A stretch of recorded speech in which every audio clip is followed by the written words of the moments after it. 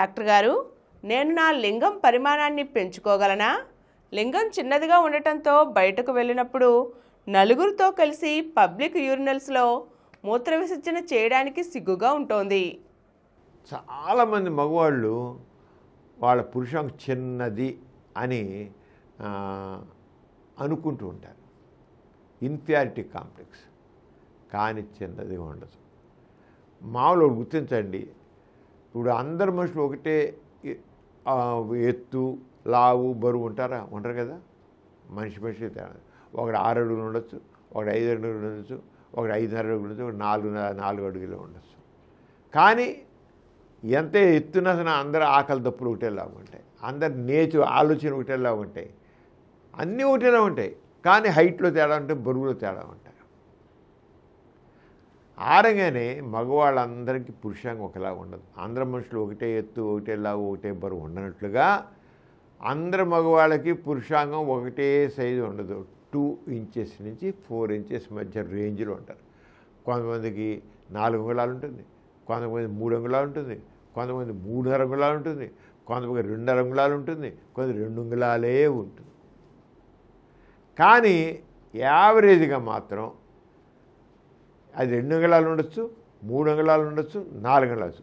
స్తంభించడం గట్టిపడ్డప్పుడు మాత్రం సాధారణంగా 5 అంగుళాలు ఉంటుందండి. 5 అంగుళాలు. కానీ కొంతమంది 4 అంగుళాలు ఉంటుంది. 4 అంగుళాలు ఉన్నాడు ఒక్కోసారి వాడికి 4.5 అంగుళాలు అవుతుందండి. ఎక్కువదు 4 చూడడానికి ఇంత లావు ఇంత ఇప్పుడు 4 అంగుళాలు ఉండొచ్చు. కానీ గట్టిపడ్డప్పుడు 4.5 అంగుళాలు ఉంటుంది. 4.5 అంతే ఉంటుంది. మామూలు టైంలో ఎంత ఉందో అది స్ట్రాంగ్గా తయారైనప్పుడు కూడా అంతే ఉంటుంది. మరి 4 అంగుళాలది 8 అంగుళాలు, 2 అంగుళాలది 5 అంగుళాలు అయినప్పుడు 4 అంగుళాలది 6 అంగుళాలు అవ్వాలి కదా అని అనుకుంటాను. అవ్వదు. ఎందుకంటే అందులోని ఎలాస్టిక్ టిష్యూ ఆల్రెడీ సాగిపోయి ఉంది. 2 అంగుళాలు ఉన్నవాడికి సాగుతుంది, 4 అంగుళాలు సాగదు.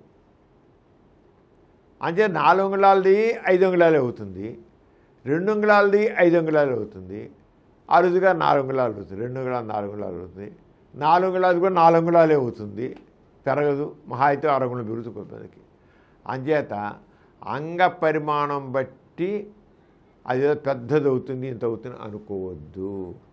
కావాల్సింటే సెక్స్ పరమైన కోరికలను అంగం గట్టి పడుతుందా లేదా అంతే కావాలి.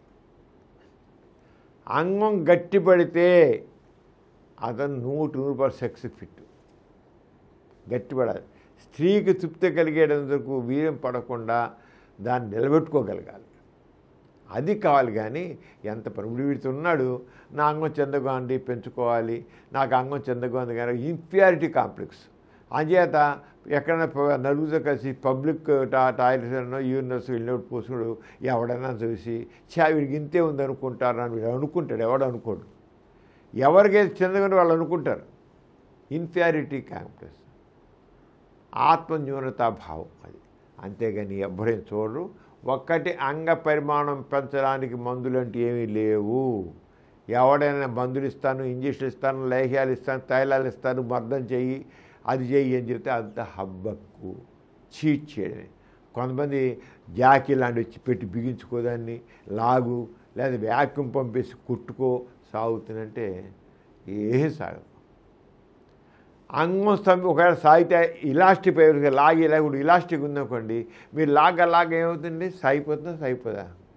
సాగిపోతుంది. అది ఎంత సాగాలో అంతే సాగుతుంది, ఇంకెక్కువ సాగదు.